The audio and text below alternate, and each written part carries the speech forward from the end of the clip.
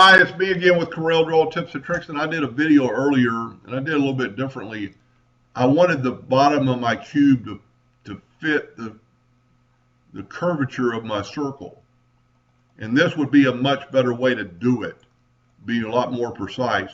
My circle is 12 inches, so I'm going to change my nudge factor to 13.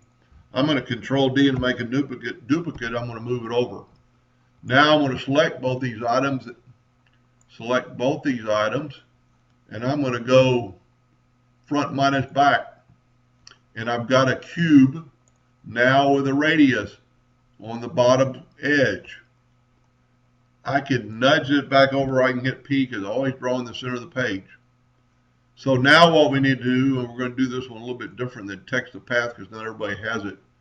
I'm going to go to Arrange, Transform, Rotate, and we're going to click on this item. And I'm going to bring in some indexing lines and hit P so I just know where I'm close. I'm going to double click on it. I'm going to move my rotation to the center. It is. I'm going to angle it 10 degrees for 36 copies. Voila. Every one is perfectly aligned. And you can even do things, you know, further than that. You can take the whole thing and weld it and make a gear. I must be a little bit off on some of them, but so that would maybe be the best scenario. What you could do, I wonder if we can just delete the circle.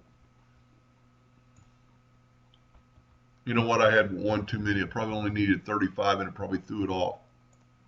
Anyway, I hope that helped a little bit. Thank you for watching.